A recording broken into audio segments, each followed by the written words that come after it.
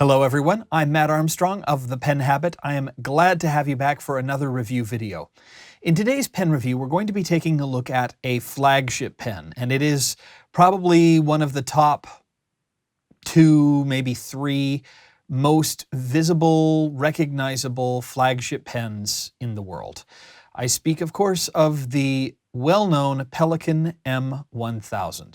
So Pelikan is a German manufacturer known for making very high quality and generally very high priced pens.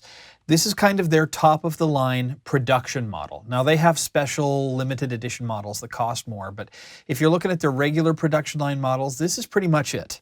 So comes in this large white box, and I've said this before, but anyone who knows Pelikan knows the packaging. It's the same for almost every pen they do.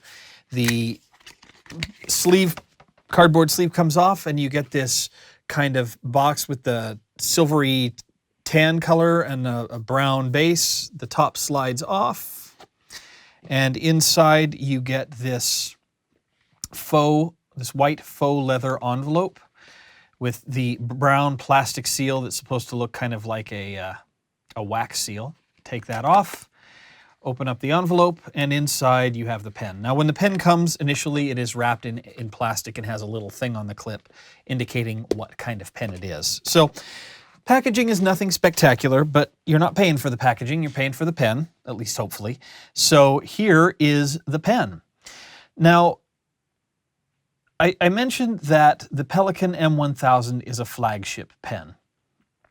It's kind of a status symbol pen in much the same way that the Montblanc 149 is kind of a status symbol pen. There's nothing particularly exciting about the pen. I consider this a pen kind of like for a relatively conservative work environment where you want to have a status symbol that says, I'm important, but not, and I'm so important I don't need to show off. But you don't want the standard black and gold cigar-shaped pen. The Pelikan M1000 is kind of the pen you would go for in that particular case. It's very understated, very classic, very cylindrical in compared to the more torpedo shape of the Montblanc. It's a lovely pen, well manufactured, but it's not. There's nothing unique or exciting about it because there are a lot of these out there. This pen has been made for a long, long time in different varieties. The same color has been made for a long time. So people will recognize this. So this is a way of, you know, if you buy pens as status symbols, which if you're going to spend this much on a pen, at least a little bit of it is because you want it as a status symbol. And I say that including myself, by the way. Then this is one where you could get a little bit more personality and still have a really nice pen. Now the main production version of this pen comes in this green stripe material or in black. I know there's a demonstrator version out there and a couple of other versions of the M1000 that I believe are special or limited edition, but they're not the regular production line. As far as I know, and I'm sure people will correct me if I'm wrong, the green stripe and the black are really the only two in the main production line of the M1000. It's a big pen though. Let's go through the design. And if you've seen any of my reviews about Pelikan pens, this design is not going to be particularly unusual to you. You've got the Pelikan logo on a 24 karat gold plated keystone style finial here, which holds on a Pelikan bill clip, and the Pelikan bill clips have a nice kind of swooping Art Nouveau style design. You can see the eyes of the Pelikan up there. Really kind of a neat clip. Springy, but still quite stiff and really solid. Black acrylic cap with a double cap band that says Pelikan Souverain Germany. Then you have a cylindrical barrel here of green stripe acrylic, and in between the green stripes, it's translucent / pseudo-transparent. Because those stripes are so narrow, it's kind of hard to see what's going on inside the pen, so you kind of need a strong backlight to get a sense of how things stand inside the pen. It's not as easy to see through as, say, this really light white tortoise material from Pelikan, which I can see through a lot more easily. The piston knob at the back has two rings to kind of mirror the two rings on the cap, and is also kind of slightly tapering with a rounded end here. Build quality is spectacular. Finish is spectacular. Pelikan's been around a long time. They know what they're doing. They know how to build a good pen. I have never seen any complaints about the build quality of a Pelikan pen body itself. I think they do the pen body really, really well. Sometimes the nibs are a little iffy, and we'll get to that a bit when we get to the writing sample. But the cap comes off with 3/4 of a turn to expose a black acrylic section. It's slightly tapered with a small flare and then a gold ring here at the edge. The threads, the section is a little on the short side, but the threads are not too terribly sharp. What makes this more usable than, say, the M600 for me is the nib. So this is the M1000 nib. It's 18 karat gold. It says 18C 750, meaning 75% of this is gold, and M for medium. I think the stamped design on Pelikan's nibs are some of the most beautiful, and if you get ink that gets into these channels, it can kind of just glow through the... It feels like the nib is lit from inside with whatever color ink you've got. That's not the case that I've got on this nib, but it's happened to me a couple times on other Pelikan nibs, and it's beautiful when it happens. The nib units do screw in and screw out, so if you wanted to take the nib unit off to grease the piston, you can do that, or to change it out. You can buy nib units separately from Pelikan pens. That's one of the things I really like about what they do, is if you don't like the nib size, rather than buying a whole new pen, you can just buy a different nib unit. They're not cheap. They're probably at least 1/3 the price of the pen, if not half the price of the pen. But you can do that if you don't want to buy an entirely different pen. I've done that once when I wanted to get a discontinued nib, an oblique broad, in a pen that came with a medium nib, or a fine nib, excuse me. The nib is, Pelikan's nibs have an unusual profile. So if I pull up, let's see if I can find a standard number size, kind of a more standard shaped nib. You'll notice that it's got wider shoulders. The shoulders are a little bit further down. The nib slit is shorter, and if you look at the side, the Pelikan nib is a little bit more rounded feeling. Also has a much larger feed. And it is, to be fair, a larger nib than the number 6 size nib on my Homo sapiens. But it's got a unique profile. On this particular nib, this nib is quite long, and so you get a lot of really nice bounce to the M1000 nib that doesn't show up on the M800 or M600 nibs at all. This nib has a lot of natural bounce to the nib. It's almost to the point of being a soft nib. So let's go through some measurements and some comparisons. Do the comparisons first, then the measurements. Then I'll do a little bit of writing for you, show you how it writes, do a review of the writing, and we'll talk value. So here we go. This is the M1000. Let's compare it to the other Pelikan models. This is the M800. You can see there, which is my favorite size, as I've said before. And then the M600. And I don't have the M200 anymore, but you can see the M200 is even smaller than the 600, so I think it comes to about here. So this is a big honkin' pen. And we can compare this to the Montblanc 149. So it's actually even a little bigger than the Montblanc, but perhaps a little bit more narrow and cylindrical instead of being bulgy. And here is the Homo sapiens Bronze Age by Visconti. And then some less expensive pens, in case you don't have any pens in this price range. For comparison's sake, we have a Lamy All-Star, let's see, what else do we have here? A TWSBI Eco, gives you a sense there, and a Jinhao X450. So that gives you kind of a comparison there. In terms of measurements, as I mentioned, big pen. So you're looking at 145.6 millimeters for the length. Uncapped, which is how I write with the pen, it is 135 millimeters, so quite comfortable in the hand for me, uncapped. And it can be posted, although posting it makes it very long. too long, really, I think. Although the balance is still quite good. If you like to post your pens and you don't mind the extra length, the balance on this is really quite good because the cap is pretty light in comparison to the body of the pen. And that's 173.6 millimeters when posted. One of the things that makes me prefer this pen over a Mont Blanc 149 is the section. In fact, let me pull it up here. The section on the Mont Blanc is almost perfectly cylindrical. And it's wider. So this is over 13 millimeters. This is about 12.1 millimeters in the middle of the section there, which is a much, oh, tried to cap the Mont Blanc with the Pelikan cap.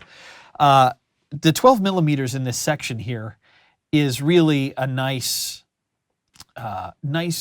grip. It's much more comfortable for me to hold than the Mont Blanc 149 is. I like this girth on the section quite a bit more. The barrel, you're looking at 13.8 millimeters at the widest point, and the widest point of the cap is 16 millimeters. Now, this is not a lightweight pen. It's not a super heavy pen, but this is a pen that does have a little bit of heft to it. I think a lot of that heft comes from some metal toward the bottom end, but there's also some metal in the piston mechanism that gives this pen some extra heft. So if you like a pen with a little bit more heft, this is one you might want to consider. The big shift for Pelikans happens in between the 600 and the 800 range. The 600 range is very light. The 800 range starts to have a lot more heft to it because of the metal materials in the build of the filling mechanism. It's 25 grams, uncapped, with ink, and when you add the cap, that's another 10 grams, which is why it can be so nicely balanced, because the cap is pretty light, for a total of 35 if you post the pen. All right. So that is the measurement section of the review. Let's go ahead and do some writing. I'll show you how it writes, and then we'll talk a little bit about price. So this is the Pelikan M1000, and this is the green stripe version.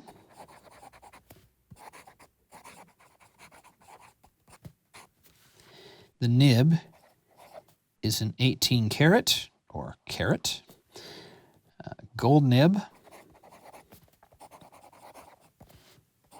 in medium, and the ink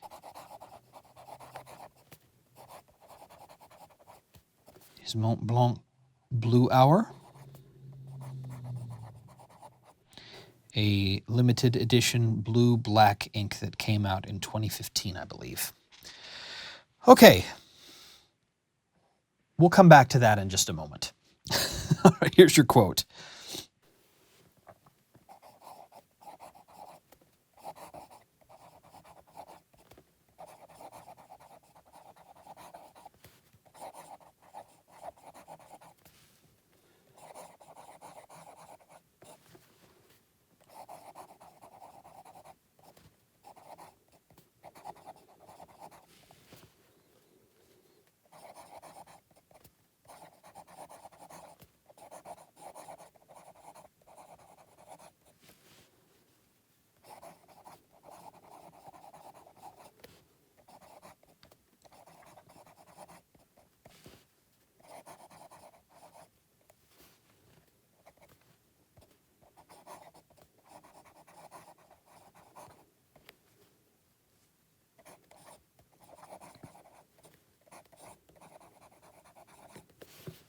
Okay, so to start off with, this is not a medium nib. I know it says medium on the nib, but it's not a medium nib. Now, when I got this pen, the tines were so separated you could drive a wheelbarrow through them.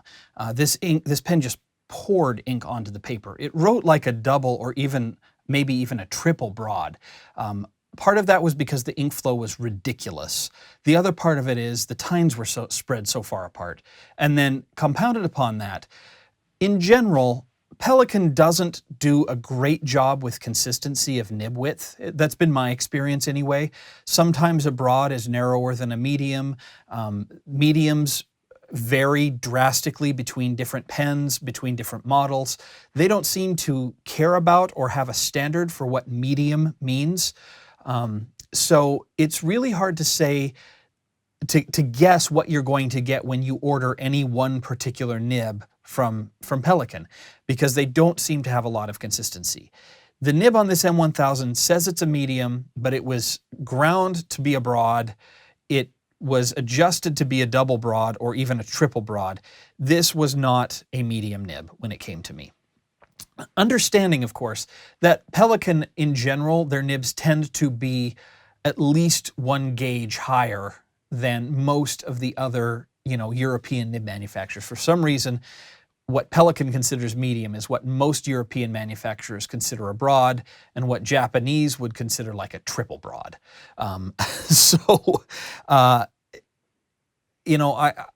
They've got nice nibs. Usually they write pretty well. This is the one nib I've ever gotten that did not write well out of the box. And it was more than just the ink flow problem and the adjustment problem. So one of the first things I did, and I'll try to show you here as best I can, is I took the nibs and kind of crossed the tines over each other like this to bring them closer together. You can't see that very well. At some point, so let me get the camera to focus a little bit. So I pulled one up and pulled one down, and then I pushed them together a little bit so they overlap just a touch. Doing that brought the tines closer together, which brought the ink flow down to a usable level.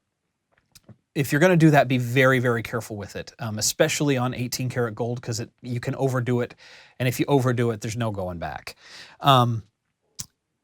The nib didn't need to be smoothed. In fact, it is over-smoothed. It has baby's bottom. So you may have noticed a couple of spots when I started the O here. There was another one. Oh, the P on Peter. Downstrokes in particular seem to have some hard start issues, but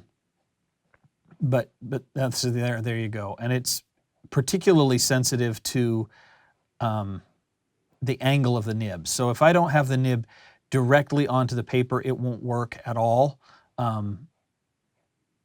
It's very, very easy for me to get hard starts here. I've looked at this under the loop. It does have baby's bottom. It was over polished in the factory. I'm going to the DC or the LA show very shortly. I'm planning on having this ground into a cursive italic when I'm there. So hopefully that should be resolved by having that work done. But just note that this was the case of this particular M1000 when it came in. Now, I have changed my mind a little bit about how I show nib line variation. In the past, I've tried to push the nib to give you a sense of what the nib is capable of doing. I don't like doing that anymore, partially because I realized I'm giving people an incorrect expectation of how a nib ought to be used. I'm going to show you a little bit of line variation here, but I want to again reiterate, this is an 18 karat gold nib. It's too soft to be used for flex. You need a nib with more other metals in the alloy to keep the nib from springing. So I'm not going to push the nib super hard, but I do want you to see what a light, if I can get the ink flow going here. So this pen does give you a pretty decent line variation. It's got a nice bounce to the tines. And I'll do this over here so the other can, so you can see that on the side view camera there. So you get some nice, especially on the downstrokes, if you're doing loopy stuff, you can get some nice pooling of the ink down at the bottom. It's still, even with my adjustments, it's still a fairly wet nib. So you can see it. You're going to get a lot of ink out of this pen. It's still so wet that when I did the review, I filled up the pen about halfway and wrote out the written version of this review. And it took me about 5 pages to empty out half of this barrel. Now, this is a big barrel with a big ink capacity. Emptying the pen in 5 pages means this pen was putting down a lot of ink on the paper. Reverse writing, it writes really quite well. It's very smooth, and it actually, frankly, writes better in reverse than it does right side up. One other thing to point out here really quickly is that, and I don't know if you can see this, is that the downstrokes and the cross strokes, there's a little bit of variation. Pelikan does tend to make its nibs a little bit more stubbish than other manufacturers. It used to be that Pelikan's nibs were made by A.G. Bach in Germany. Recently, they have moved manufacture of most of the nibs back in-house. I have heard that now all of their nibs are being made in-house. I've also heard that all of them but the nib for the M1000 is being made in-house.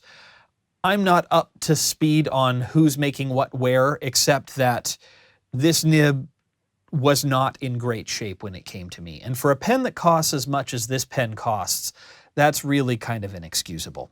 Get to that in a second. The one thing I will tell you is hard starts and skips aside, which I will be, if I weren't going to the LA show, I would just fix on my own because I know how. I've done it before. It's not that hard once you're comfortable with grinding expensive nibs.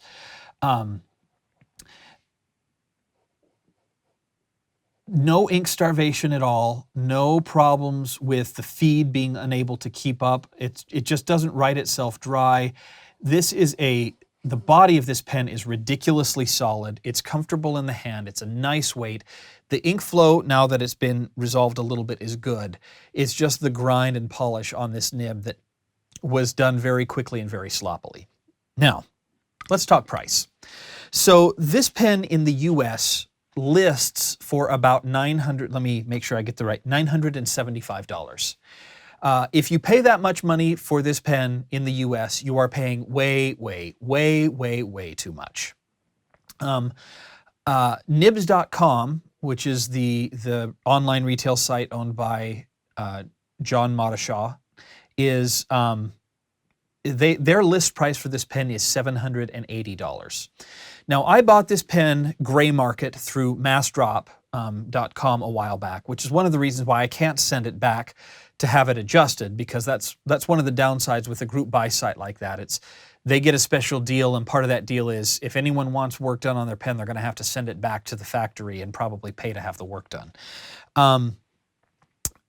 I think I bought it for $495 or $500, right around $500, which is really quite a good price for this pen. Maybe it was a little bit more than that, but not significantly more. If you are in Europe, the price is generally cheaper except for the VAT tax. The VAT tax will sometimes add some extra cost to the pen. Now, if you're in the US buying from a European dealer, right now is a real good time for you because you don't have to pay the VAT tax, which I believe is 20 or 21%. So most of the prices listed on websites will have the VAT included. So you can knock 20% off of that to start off with. Then you look at the exchange rate between the euro and the dollar. It's really pretty strong right now at the time of recording this in early 2016. So the exchange rate will often give you a much better price and oftentimes free shipping from Europe at a price you just can't get here in the US. Now, I'm a big fan of supporting your local retailers and buying locally when you can.